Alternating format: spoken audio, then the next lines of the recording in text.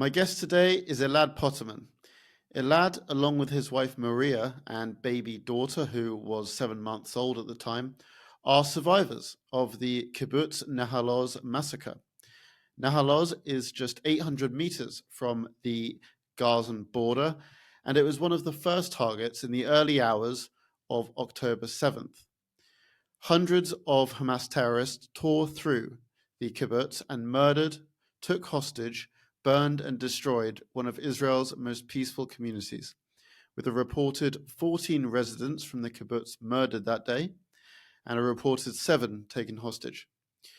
Elad and his family spent 17 hours in the safe room of his home, and I am very humbled and honored that Elad is with us today to share his story. Elad, thank you very much for joining us. How are you doing? As far as it can go, I'll say it's all right. Yeah, all things considered. Yeah. So look, I mean, let's sort of dive right in.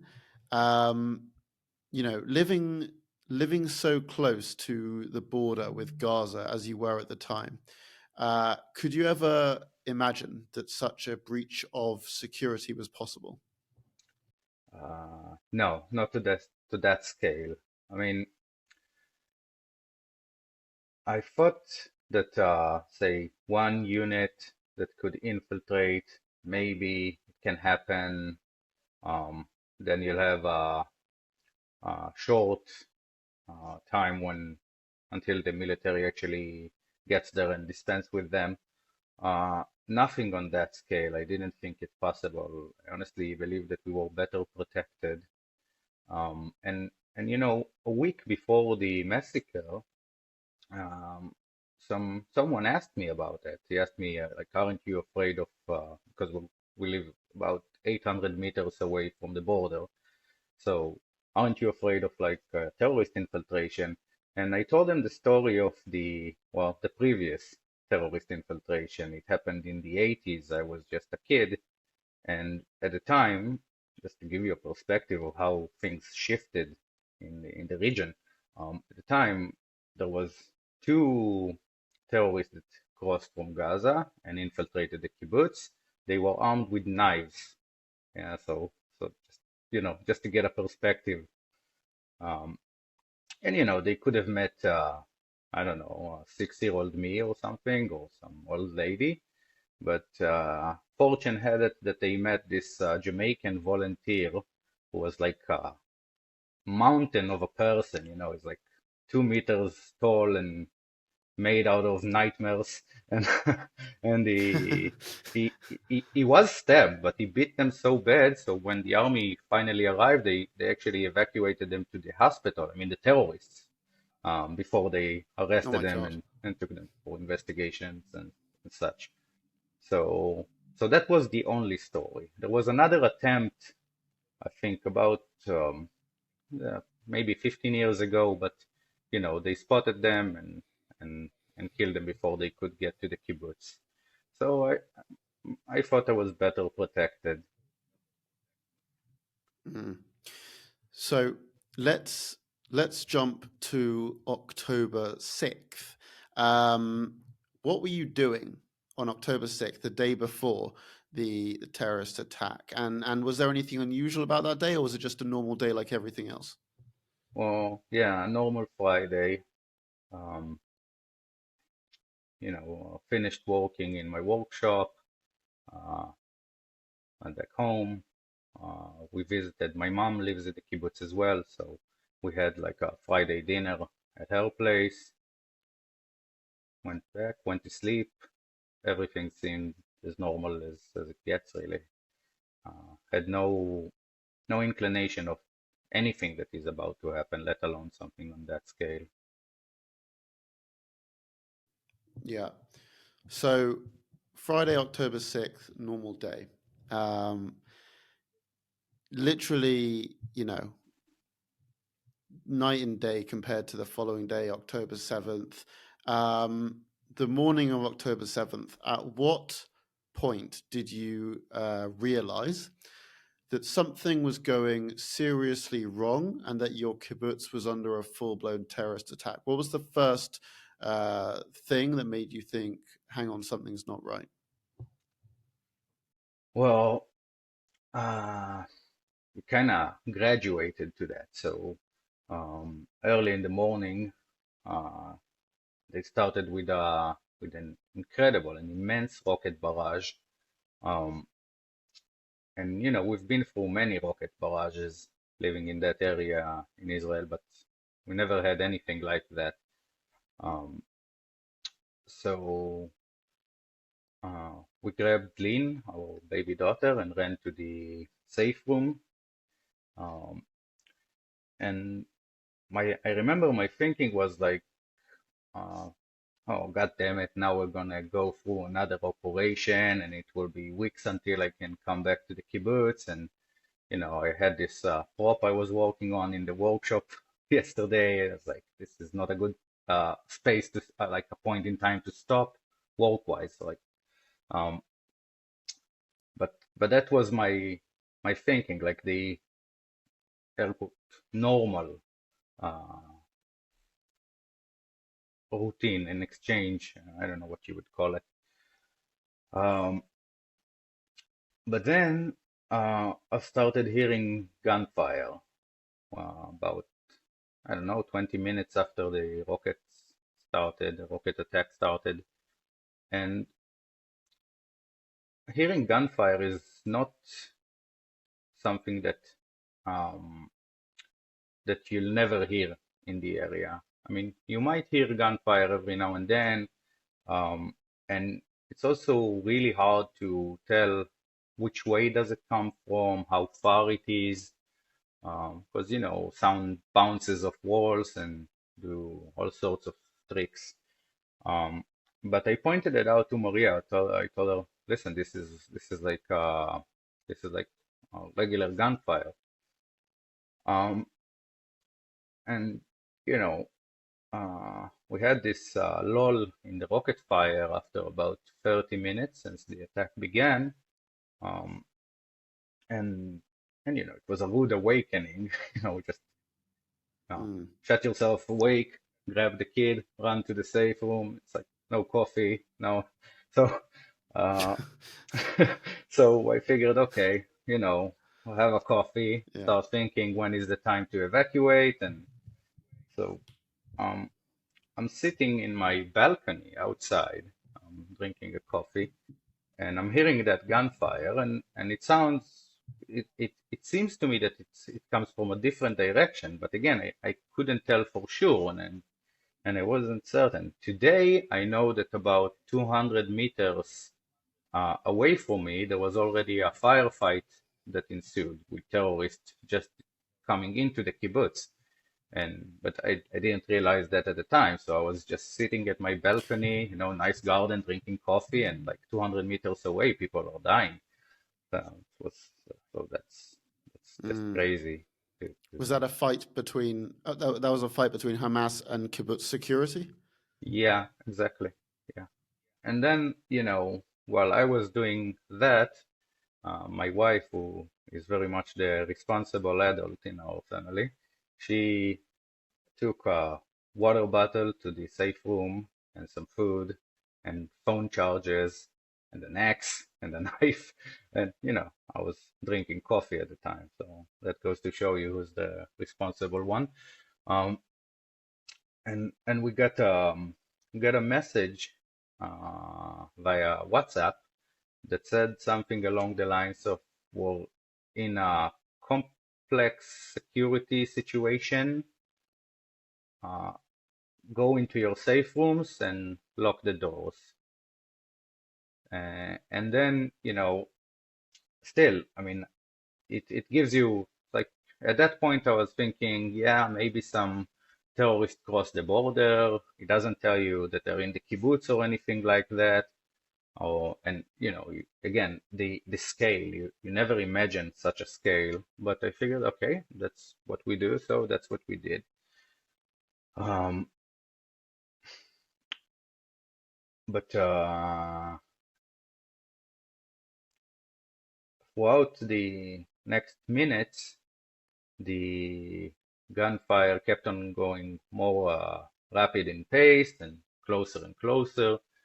And I started thinking, are they actually here in the kibbutz? And again, you just don't know. All you have to go by is sound, and so not much. I think maybe 30 minutes afterwards, I got a message that that again kind of built me up towards that conclusion, because what happened is that I received the news that some lady in my kibbutz was killed, and How did you I get that news? wow, that's so. Her daughter got the news. Her daughter lives in France nowadays, and she spoke with a good friend of hers who is a good friend of mine who lives in Australia, and she told me. So that actually went to Europe and then to Australia and then back to my safe room in the kibbutz.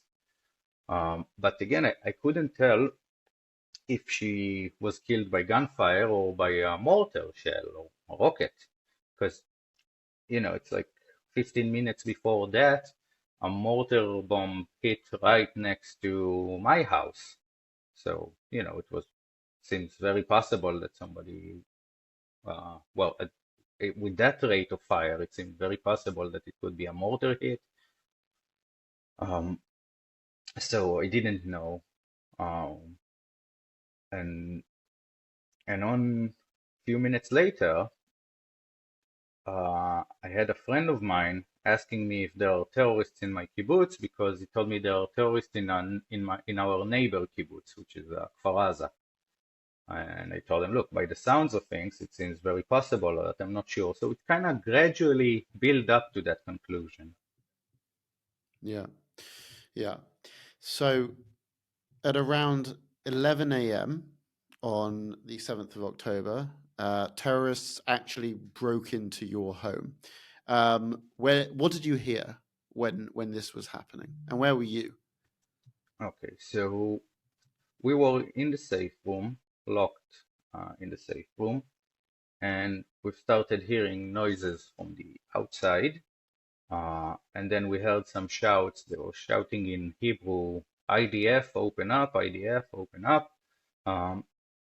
But it, you could tell that they reversed that.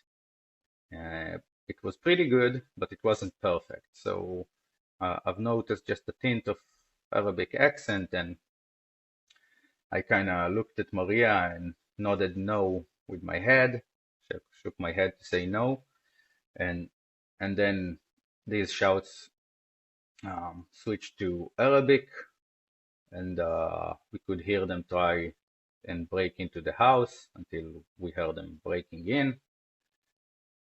Um, it's it's terribly bizarre, that moment, because it's sort of unbelievable. You don't believe that it's actually happening to you. It's like what's going on is impossible, and yet it's here. Um, and I had Maria. We had like a niche in the safe room, which is a bit better protected. So I had Maria stand there, and I stood to the side, just to the side of the door, so that if they'll shoot through the door, I won't get hit.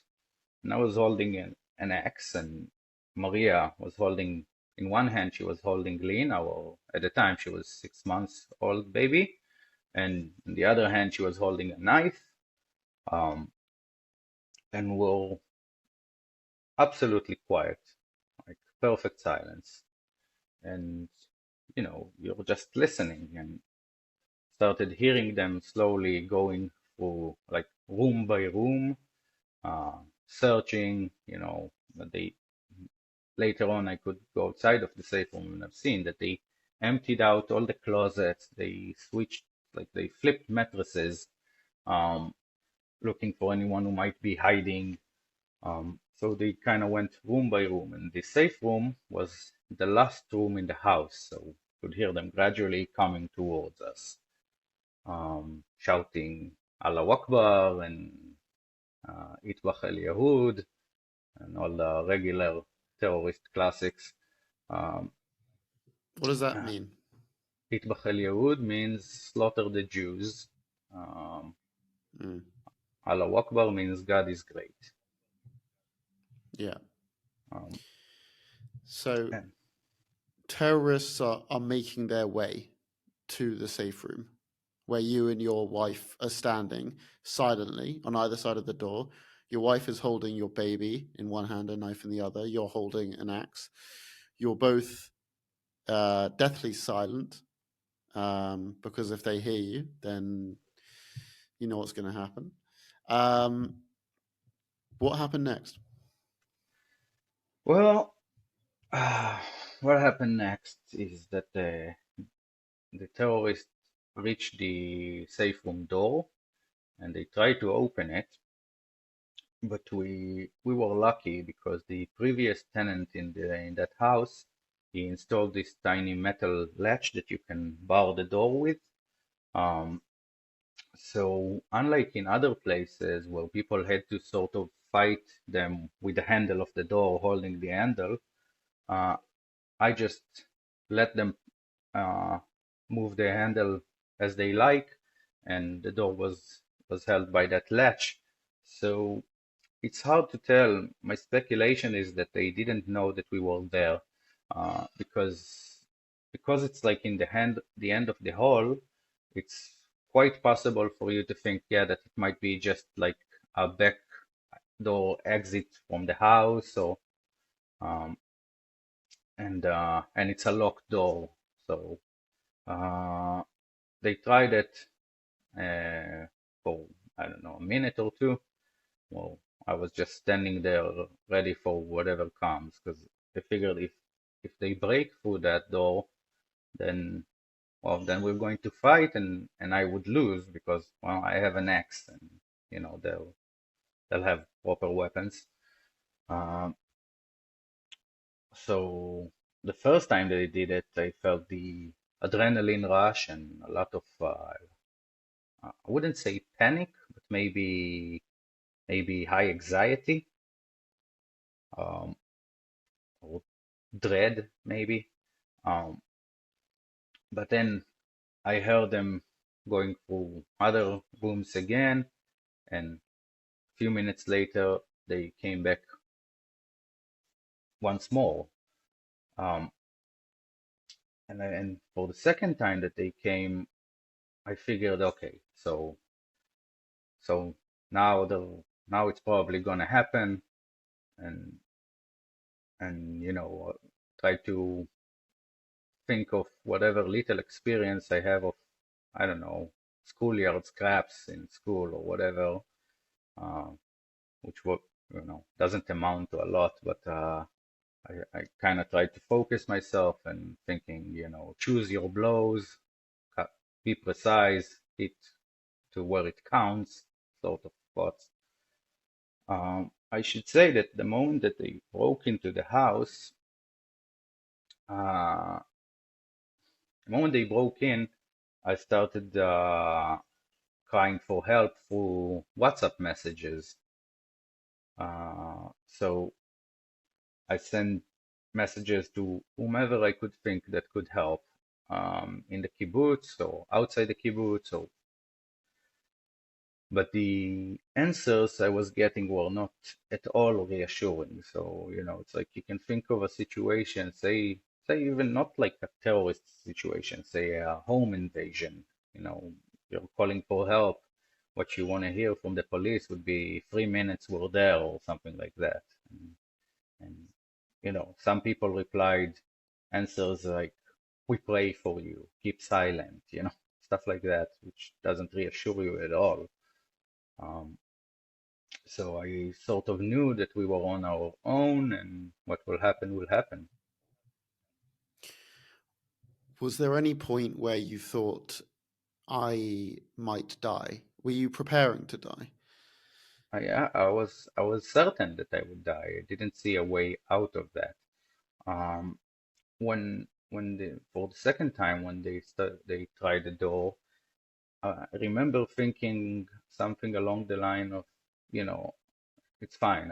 I had a good life and I lived them well, and I didn't have like strong regrets or anything like that, and kind of made peace with it. But that held for 2 seconds because then I turned my head and I've seen Maria and Lynn, and I figured like, no, it's like they don't get to die. I can't accept that. So my my moment of acceptance was very short.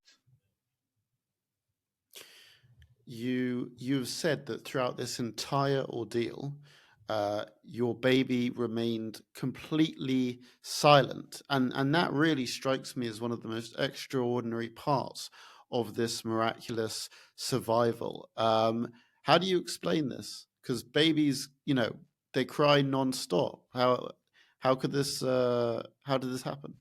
Yeah, so um, I should say, Lynn was in like in perfect silence for about 6 hours that day, and these were the important 6 hours. Um, and not only crying, even babies just even if they just play, they just gibberish around. But yeah, she was perfectly quiet, and uh, I've heard um, some more stories like that, even about dogs being quiet. Um, and I'm thinking there is probably some survival instinct, something primal about it, um, where they can just sense it, but but I'm not sure. But however, I think that if she would have made a sound when the terrorists were there, then we wouldn't be having that podcast now. So, Mm. I mean, it's unbelievable. The whole thing is unbelievable. So from start to finish, how long would you say the terrorists were in your home? they were about an hour. Uh, Wow. First, it was again, I can only go by sound, so Mm, keep that in mind. But um, first, there was um, one group of terrorists, and then you could hear different voices when a second wave of looters came into the house, um, until somebody again came in. He shouted something in Arabic, and they just went away. But at the time when they went away, I wasn't sure if they did because again, I could only go by sound. So I figured they might just be sitting quiet. And also, I was extremely fearful of them either burning the house or booby trapping it, which which uh, in the end, although it didn't happen to us, was a realistic fear. Turns out to be a realistic fear because they've booby trapped many houses and set many houses on fire. So it was a mm. realistic fear. Uh, During this time, um, when you were in your safe room, uh, on the outside there were horrific atrocities being committed. We know now that, for example, terrorists were using teenagers to coax people out of their homes in order to kill them. Did you know? Do you have any awareness at the time what was going on outside, and if not, when did you come to find out? well, uh, throughout the day, I had like fractions of information, and some of that was still fog of war type situation. Some of it just jumbled and confused. So I've heard that a friend of mine was kidnapped, and and that she went live on Facebook. So I got that bit of information. It turned out in the end that she wasn't kidnapped but her husband, who's also a friend of mine, and and somebody else was live on Facebook with her in frame. So it's like it's jumbled in that way. Um, but I didn't exactly know what was going on the outside. I had a bad suspicion about Ilan. Ilan was the guy who was in charge of security in our kibbutz. And while the first rocket barrage in the morning, like the very first opening strike was going on, we had this mortar that landed right next to our house. So when something like that happens, the what you usually would do is you'd send a message to the guy who's in charge of security for two reasons. One, somebody might be injured and need help, and the second, there might still be some residue of live explosives, so you, it needs to be checked out. And I've sent him this message, and once the terrorist came to my house, I've sent him messages of send help as well, because he would be the one, like number one guy to do that. And and I could see that he didn't see my early in the morning my original message. So I had a growing suspicion that he might be hurt. But again, you kind of hope for the best. So I was kind of trying to convince myself that, oh, it's probably fighting, and it's like, who cares about your stupid message or whatever. It's like that's what I was telling myself. Mm. So when you left your home, let's go before we jump ahead. You were in your safe room for several hours before the IDF turned up. Now, how were you certain that this time it actually was the IDF?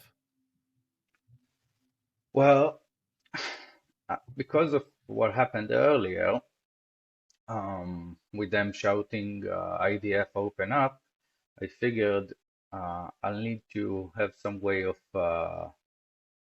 checking if the actual IDF came. And and we got a message uh, from the kibbutz saying that the IDF arrived to the kibbutz and they're starting to go door by door and comb the area, try to eliminate any terrorists that are still there. And I was thinking, how would they know? And I came up with this idea. I figured once the soldiers actually come, I'll ask them through the door who wrote the IDF's ethical code. Because I figured nobody in Hamas would ever think to learn anything about ethics. So, so, um, so that was my thinking. But as it turned out, I didn't need to, because when they actually came in, they were shouting IDF, but when they came here in, you could hear five or six voices that are speaking in perfect Hebrew, and you could hear that this is a trained military unit, talking about close that angle, move that way, and so on and so forth. So I knew they were Israelis. It's like I think finding one Hamas terrorist that can speak perfect Hebrew may be possible, but six in the same room, it's not an option. Yeah. So I felt safe in What that what account. was your what was your reaction when the IDF turned up? How did you feel? Well, uh, we've spoken through the safe room door. I wanted to let them know that we were there and we were fine, and so they won't be edgy when we open the door, because figure that best put everybody at ease. And I opened the door and I've seen this group of soldiers, and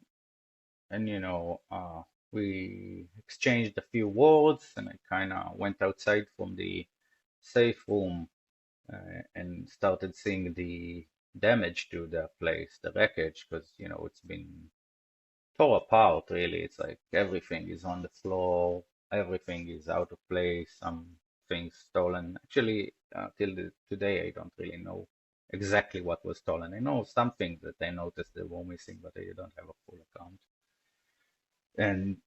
And I told them like we've spoken a bit. I told them that we had Hamas coming into the house, and they said I asked them a few questions like what's the situation in the kibbutz, and they didn't really know a lot. There's the soldiers themselves who were asking me stuff as well that they didn't know. I think it's like from the early hours of the attack when news just started to surface, they were uh, moving straight on to the kibbutz and fighting throughout the day. They didn't have any time to hear what happened in other kibbutzes or other places or in the Nova party or whatever. And they asked me a bit. I figured they don't know a lot. They told me that their specific unit eliminated 17 terrorists, and they told me there are 5 more units in the kibbutz. So that kind of gave me a perspective. Um, and I knew that they were going to move on, but after the whole ordeal, I figured I don't know. I feel kind of I like having them here, so I was like, Yeah, no, no, sure. you guys must fill your water bottle, and it's going to be a long night, so you gotta have an espresso. It's like so we made coffee for them and Yeah. and, Oh my and God. such. Yeah, because I figured I'll Yeah, keep them here for 10 minutes. I don't know. I want just a bit of safety. Um, of so course. I did. Um, and then they had to move on, so we had to lock our doors and go back to the safe room until the second unit came to evacuate us from the kibbutz. Um, and that what it was at about 11, maybe 11:30 at night.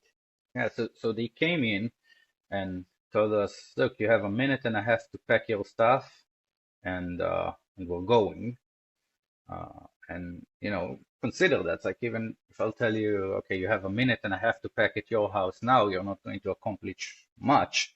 But when nothing is in its place and everything is just on the floor, it's like just, oh, yeah, those a bit of pants. Yeah, I got something, just like that. And then we were out of there, went outside, and I could see our cars in the parking lot. They were bullet-ridden and broken and torn, and they took us to a house in the kibbutz where some military hammer jeeps would come and pick us up.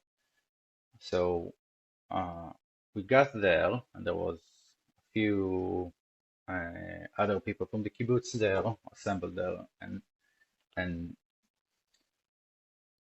I've seen Nissan. Nissan, he was the second in command of Ilan's second in command in the kibbutz security, and he was standing there. Um, he was holding his children like that in both hands over their shoulders, and you could see that he was like a shell of a man. It's like uh, I like to read history, and you always read about broken men coming back from war, but that was the first time I've seen it, and I'll never forget it. It's like, and I went to him and I asked him, Nissan, uh, where is Ilan? Because I had this suspicion in my mind throughout the day, um, and he just shook his head, said nothing, and uh, I knew what that meant. And I figured I won't tell anybody yet because everybody was in survival mode. So everybody is shooken up and traumatized, and they're holding by the skin of their teeth, so to speak. So I figured I won't tell anyone until we're out of harm's way. because they were still shooting around and rockets throughout the entire day, and even then, at that time, you could still hear gunfire and rockets all the time. So,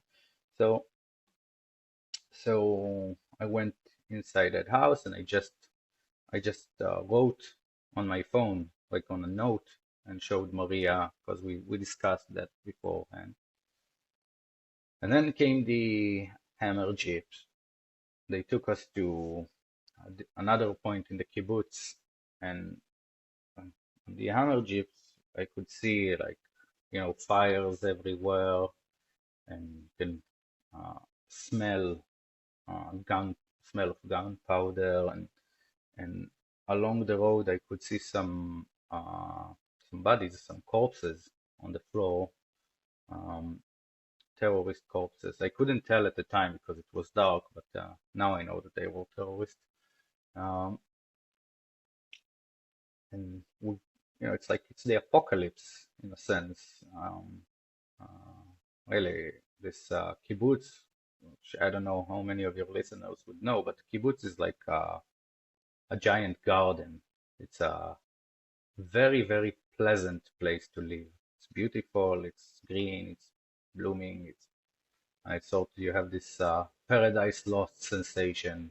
Everything is in ruin and burning cars, and yeah, it's like well, aptly I would say it's like a barbarian horde just washed over it, and and uh, and then they took us to like they loaded us to buses, and with armed escort they took us to a military base in the south.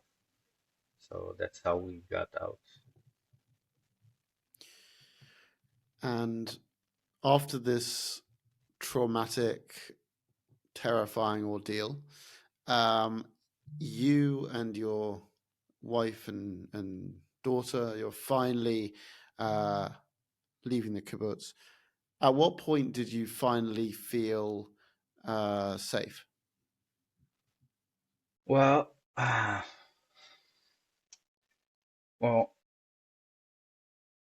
I felt somewhat safe when we arrived up north because see when we got to this base in the south of Israel, there were still like rockets around. It wasn't likely that one would hit there specifically, but it was you kind of still not out of harm's way, and over there, uh, even uh, like you could see it on the community, the kibbutz community. Everybody was there, and everybody were still in that fight mode, survival mode, and people aren't breaking yet and kind of holding themselves.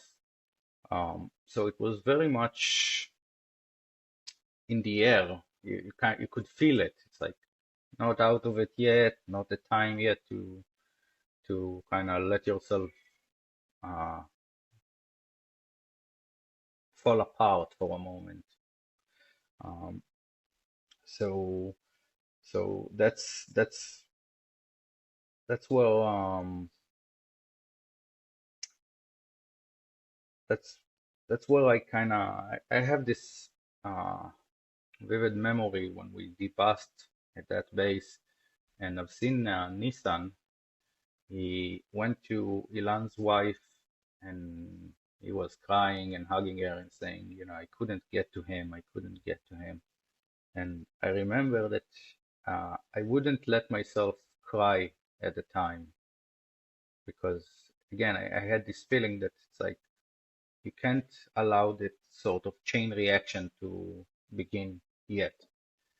Um, Only when we arrived to the next place where we were evacuated to, which is a kibbutz in the north, it's called Mishmar Hamek, and and when we arrived there, I sort of felt like, okay, now we can do that. Um, but again, I would put a caveat on that, saying that at the time I wasn't sure, even there, I wasn't sure if like a war would start on the northern front as well, and it might turn unsafe at any moment. So I had that in the back of my mind all the time when I was there. Yeah.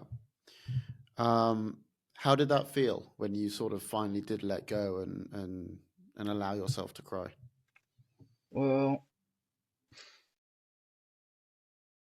uh, I actually I didn't, not at the time. I mean, not exactly, because when we arrived to Mishmar HaEmek, it was early morning and we haven't slept and we've been through this crazy hard mental ordeal.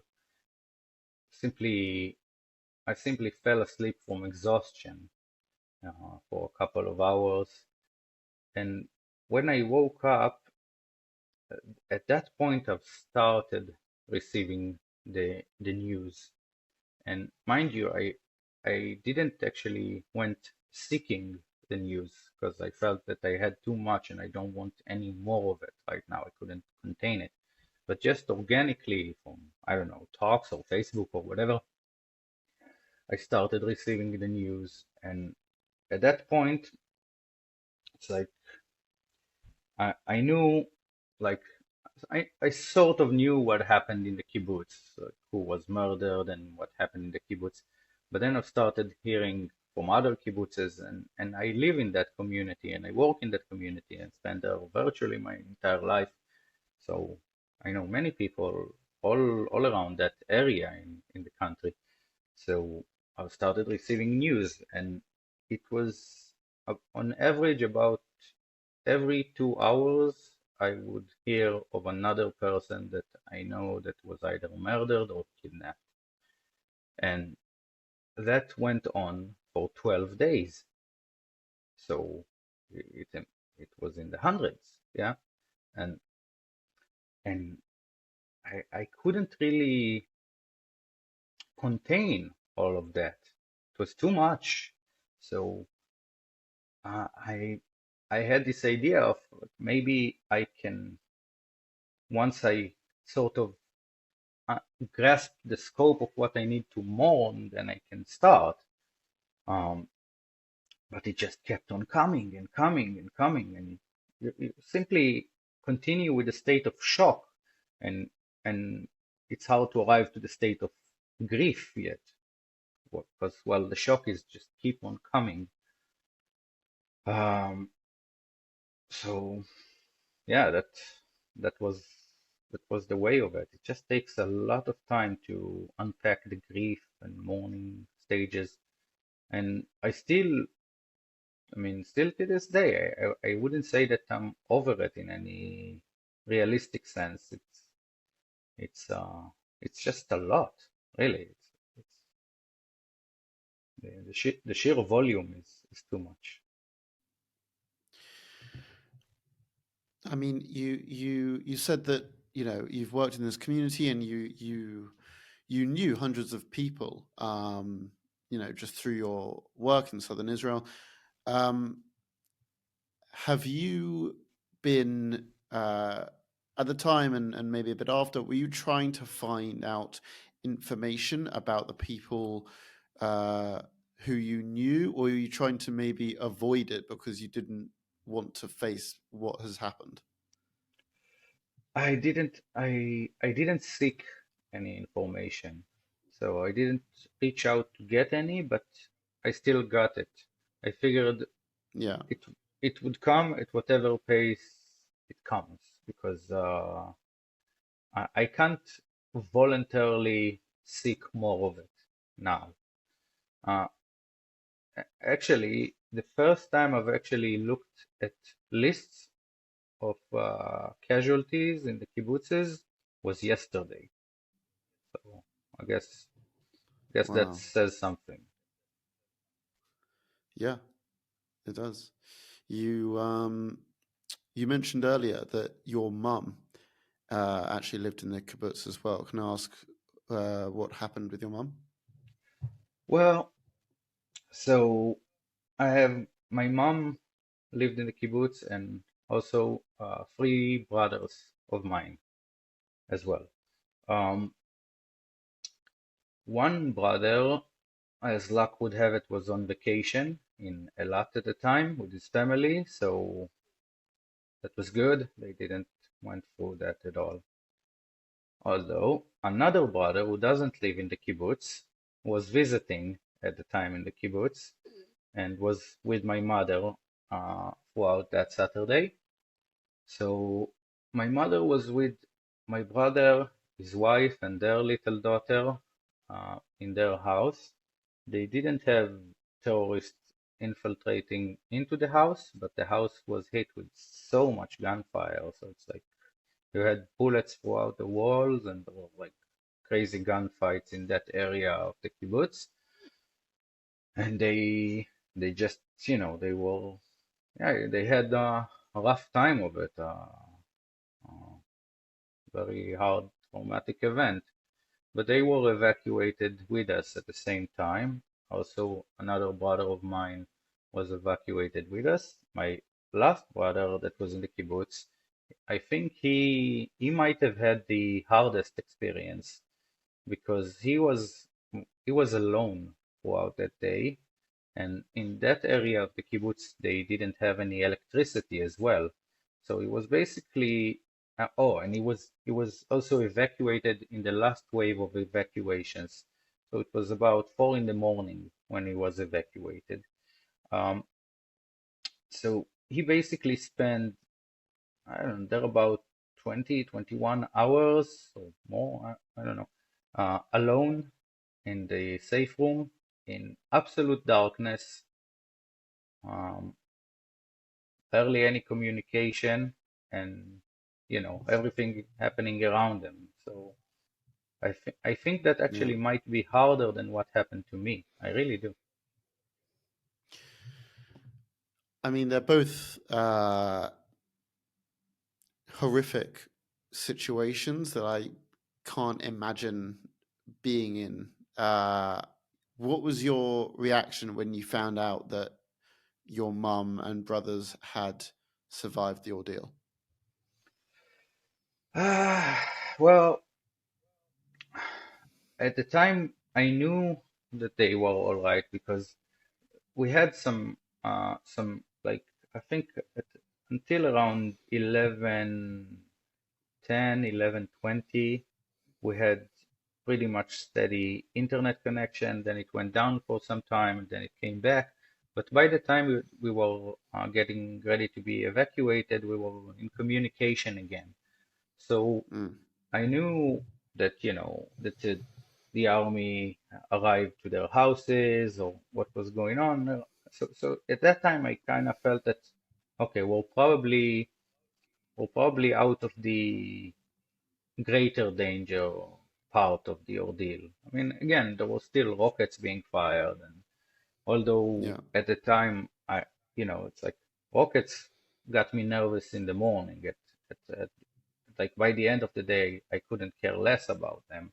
They seemed not the beginning of a problem yet, in a sense. It's like in relation to what I've been through, and uh, although Mm.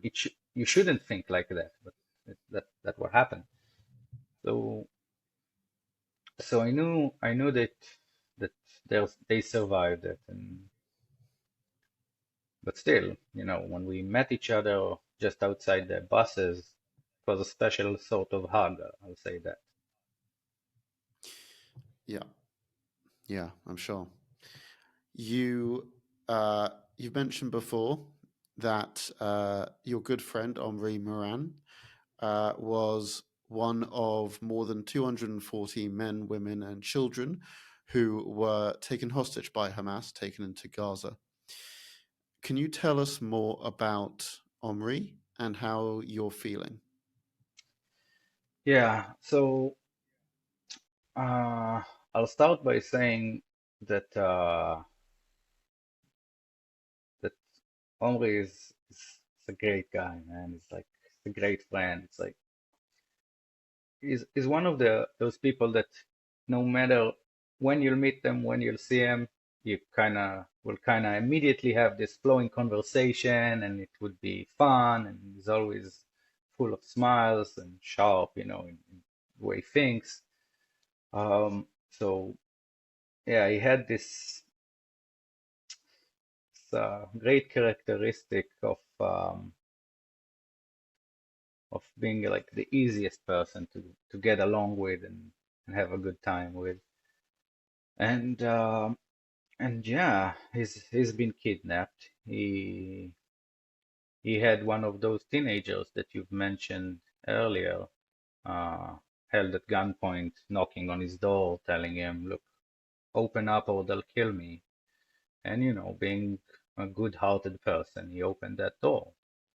Um, uh, he was taken to Gaza, and I can't imagine what he's going through. I mean, you know, as horrific as what happened to us, it had an eighth an 8th of October to mark some sort of ending to it. And I think for these guys, they're still very much on the 7th of October, and it's it's unimaginable. Mm. You, you and Omri, both very big Liverpool supporters, and last year you went to Anfield, the Liverpool Football Club stadium. You held up a banner with a picture of Omri on it to raise awareness um, about the fact that he's been taken hostage to Gaza. Can you tell us what happened and what Liverpool's reaction to that was? Yeah, so uh, I'll I'll tell you what prompted that action beforehand, and then I'll tell you about that. So I think about a week after the massacre, some Israeli Liverpool supporters took a banner that was a red and white banner, like a standard Liverpool type banner, said, uh, in memorial of fallen Reds, and had four pictures and names of four Israeli supporters who were murdered uh, on the 7th of October.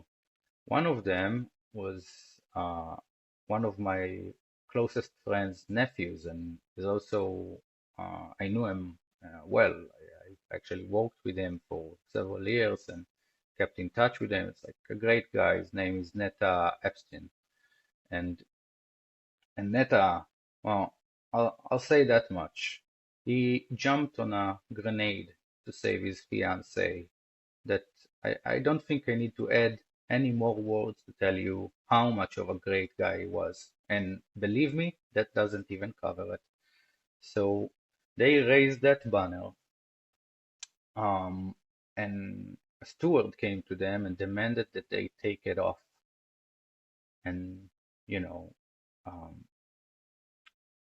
it just blew my mind. I couldn't put up with it. It's like, um, and and I couldn't put up with it. It was so appalling and cruel, you know. So it got me thinking, maybe I can do something where I could hit two marks at the same time. Could uh, raise awareness for Omri, and also maybe, hopefully, try and fix that beloved club of mine's behavior. Um, so I had this banner made with Omri's picture on it, which said, Omri Miran, Red held hostage in Gaza, needs to come back to the COP. Um, I knew that the Premier League had some guiding rules about nothing political allowed, which is it's again it's ridiculous. I think plenty of political was allowed when it came to, say, the Russia-Ukraine war. Yeah, that no problem there. So, but as per usual, Israel is being singled out in a different sort of standard. Um, but I figured, let's see if that club, which core ethos is being one with the supporters, you never walk alone. There's the famous recordings of Bill Shankly, the legendary Liverpool manager, talking about how they we play for you, and you know playing without the supporters is meaningless, and so on and so forth. And I figured, okay, let's put that to the actual test. So I went to the COP and I've raised that banner, um, hoping that it we could simply do that, and then you know, well, I could say, well, good on football, on Liverpool Football Club, who kind of learned and amended their ways. But sadly, that's not what happened. So a steward came to me and he told me, you can either give me the flag and the banner and stay here, or you could go outside with the banner. And I asked him why. He told me, because nothing political is allowed. And I told him, okay, so tell me please, what is political about that? Because there was nothing political about it. There was only humane. It's like there is a supporter, he's being held hostage, he needs to come back. I think only once you're putting it into some type of specific action, he needs to be released by that measure or that measure, and that's not allowed. That's okay. Yeah, okay, you should do a deal, and then you go into political waters. Yeah. Yeah. And you're saying Yeah. that this guy needs to come back to his wife and two daughters. There's nothing political about that. It's just a humane thing to do. But he wouldn't hear of it, and he wouldn't argue the point, and as well he should, because he couldn't. Yeah, he had no leg to stand on. So I told him, look, if you're not going to let me raise it, I would leave. And I went outside. And while I was walking downstairs, one of an older supporter, I reckon about 60, maybe 70, he asked me what was on it, like, one of the old time Scousers in the COP. And and I showed him the banner, and he was so enraged. He started shouting at the steward, "There is nothing political about it. It's just humane." And it's like, so it seems to me that at least that supporter know what Liverpool Football Club should be, while the upper echelon and management in the club has very much forgotten that. Sad to say. Mm.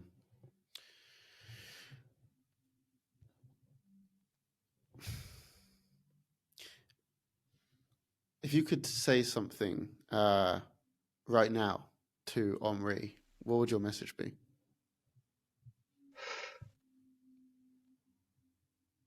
We won't give up. We'll never give up. So we are behind you. We are Legion. That's what I would say.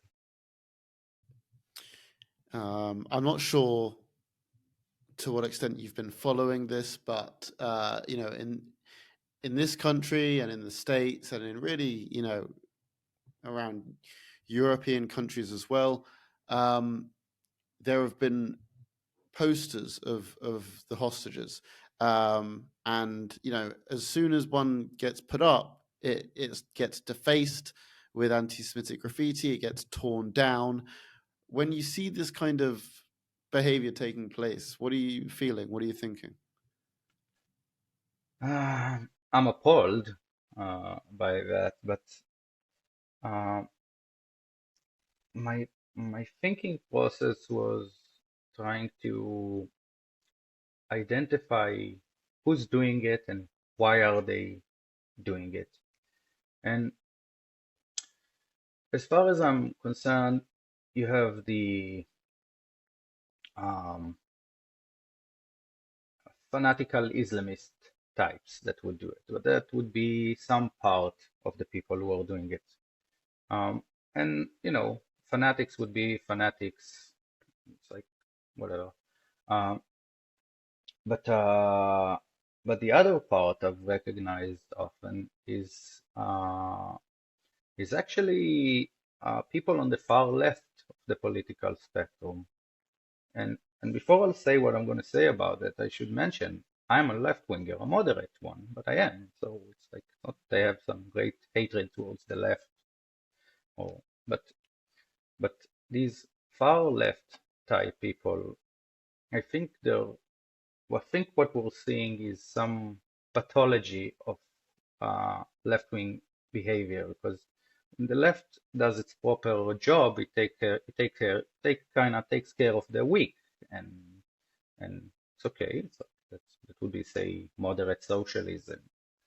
But I think what we see here is like a deeper pathology. Well, um, some mainly young people who would call TikTok research, and and would not consider, I'd say, things very deeply. Think that what they're doing. They're protecting the weak Palestinians. They're helping out those poor, oppressed, and so on and so on. And well, sadly, they are very much wrong. Yeah, they're not doing that at all. They are behaving in the most humane way possible. It's like if you have a poster of a baby that is kidnapped and you're taking it down, this poster again is not political. It's a cry for help from people who really, really, really want that baby back, and their family members and so on and so forth. You're simply hurting the chances of survival for those who are really in the most desperate times in their life, being animated by this idiotic ideology.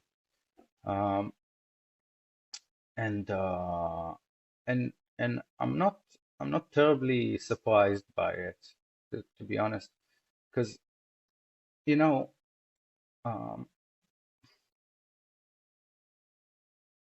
I have this. I teach kids and youth, and on Holocaust Memorial Day, uh, usually what I would do is I would teach something that isn't really taught at school, kind of extended package, if you will. That I think that is important. And unsurprisingly, the Holocaust is being taught very well at Israeli schools. But the Second War, not as much. And the Second War is, an important historical event.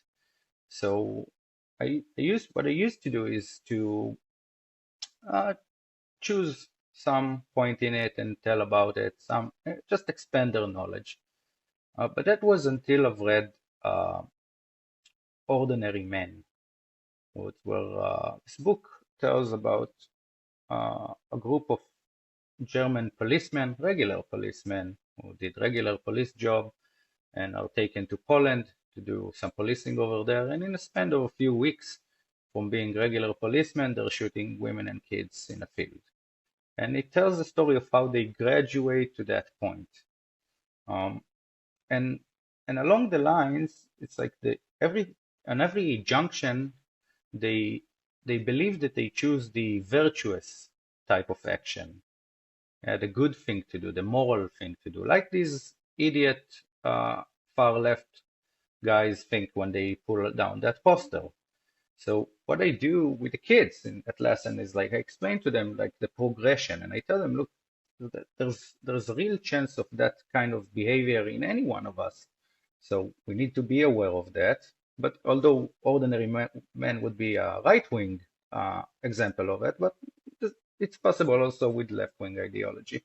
And and and I tell them, look, it's the possibilities within you. So you kind of have to shield yourself and always kind of critically think and rethink and try to lean on your ideas. Um, and they nod, thinking that they understood what I just told them. So I always look at them and I tell them, remember, when things get tough, it takes one brave man to speak the truth, and they all nod. And then I look at them and tell them, by Joseph Goebbels. So you see, you just thought that you understood what I explained to you, but you didn't. Yeah, and if you think that you are immunized to it, you're prime candidate for that. So when I see these, I don't know, kids in New York pulling down posters, that's what I really see, and it's terribly sad. Yeah, yeah, it is. Now, I don't know if you've been aware, but in this country, almost every weekend since October 7th, there have been large scale anti Israel marches with appalling levels of anti Semitism and violent intimidation, not to mention the glorification of terrorism. Um, what does hearing that make you think? Well, it, first thing I would say is that the the greatest danger from that is not to the Jewish community in Britain, it's to the British, sort of for the general population, for the British way, for the British spirit. That's the thing that is being threatened the most. Not to say that there isn't any danger for the Jewish community. Of course, there isn't, or suffer from it, but it's bigger than that. That's what I see. Um, and uh, and I think that you shouldn't let that go unchecked, because it will only escalate and get worse. Um, um, as for the again, you look at the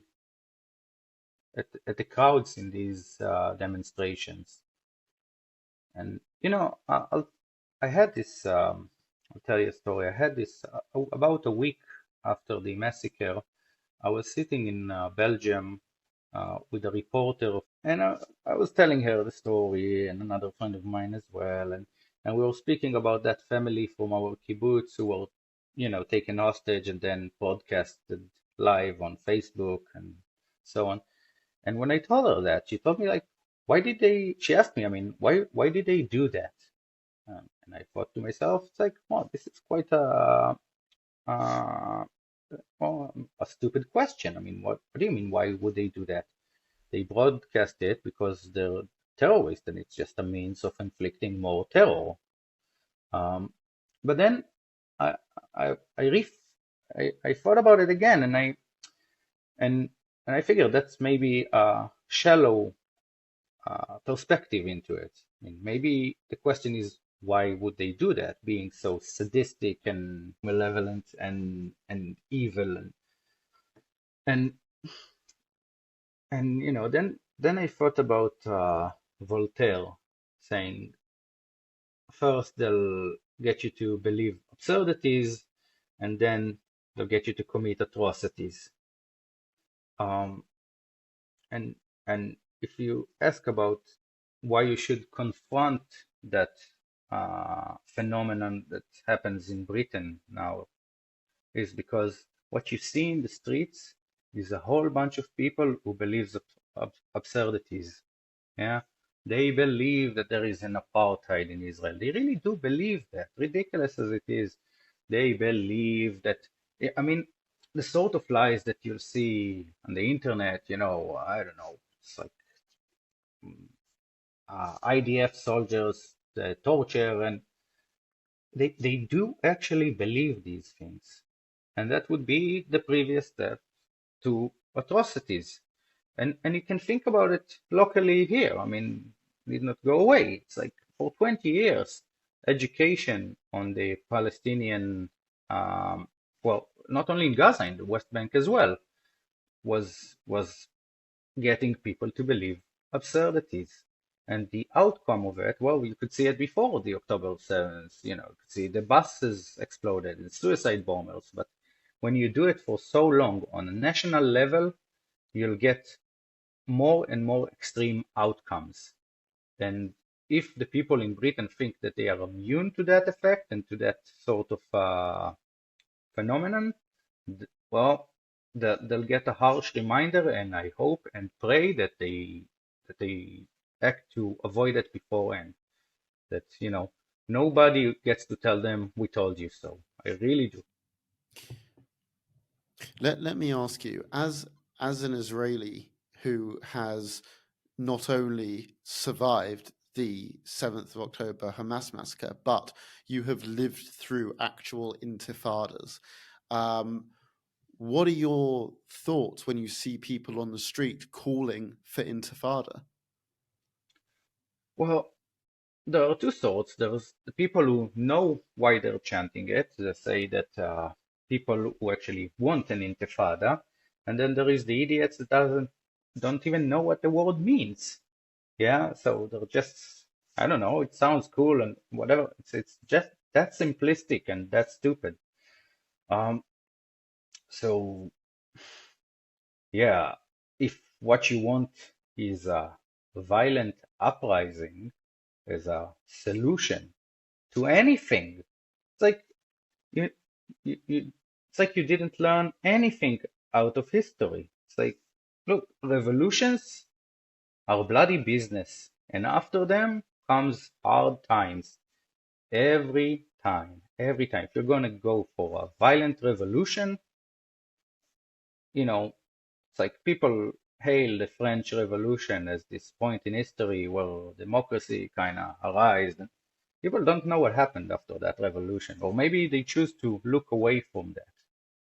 All the terror and guillotine and people, blood in the streets. So, and I think if you're calling for that, you're simply putting your own ignorance on display. And yeah, sadly, there are plenty of those in England nowadays. Yeah. Um, let me ask you, after you evacuated, shortly after, you and your family moved to Belgium, and now you've moved back to Israel. One, why did you go to Belgium, and sort of what was it like there? And two, why the choice to move back to Israel? Okay, so we went to Belgium, I think on October the 11th. Um, Basically, as soon as we could find tickets and and get out. I had I had this concern that war might break in the north, not like a small skirmish like we have now, but like full-blown war. Um, and I felt like I had enough action for one war. It's like it's we've been traumatized and shooken up, and I figured I need some time away from it and will do good to Yeah. to the family. So we went to Belgium, where my best friend lives, and met up with him and his family. And both our families are really close. We're really almost like the same family. Um, and it turned out to be good on other levels as well, on other dimensions, because I've been I've been I had these thoughts like either I let this wave of horror wash over me and touch me, or I will touch it. So I got active and I went and spoke in the EU's parliament and met with commissioners and other sorts of diplomats and did a lot of media and lectures and so on. So I could get some semblance of control over that situation, and I think it was beneficial mentally, and also I hopefully did some good in the world. Uh, so I would say that the time in Europe was positive. That's great. And then what made you think, okay, time to return to Israel? Well, two things. We were almost running out of time where we allowed to stay in Europe just by not, not exactly visa, but when you enter the country, you get some time some days that you're allowed to spend in the country, and we were almost running out. And second is my wife really wanted to come back to work, some semblance of daily routine and normality. Um, so it was time to do that, and we went back to Israel. She went back to work. I think it's been good for her. I can't go back to work because my businesses were destroyed on the 7th of October, so I'll have to rebuild them at some point. Um, but uh, but yeah, we came back at least for the moment. Okay. Elad, as we begin to wind down, I'm going to ask you a question I ask all of our guests, which is if someone who is not Jewish comes to you and says that they want to help in the fight against anti-Semitism, where should they start? Okay, so I think there are two dimensions to that question. First is what is your skill set? So if you're a video editor or a lawyer, um, you could do different things and apply your skill set. So I would say use what you have. Um, and the second is be attentive and listen to what type of thing calls you for action. So maybe for, I don't know if the teaching material in UNRWA schools really bothers you, maybe you tackle that. Maybe it's some I don't know, something locally in your city or whatever. But find this one thing that is important to you and do something about it with your skill set. Uh, and I would say remember, maybe you don't have to move the mountain. So it's like maybe, I would say that no letter to the UN Commission of whatever is well is one letter would be better, and two letters would be better yet. So it doesn't have to be several thousands, but any action could do a bit, and one more bit, and one more bit, and then the mountain will move. All right. I think that's pretty good advice. Please tell the listeners what is next for Elad Poterman and where can people find you if you want to be found? Well, they can find me on Facebook. It's Elad Poterman. Um, what is next is still very much in consideration because um, we haven't decided yet where we're going to live, and then according to that, we'll make the following choices, and we'll see what comes along. Really, I don't have a clear answer for that just yet. Yeah, you're figuring it out as you go along. Yeah. Elad, thank you very much for coming on Podcast Against Anti-Semitism. Thank you for having me.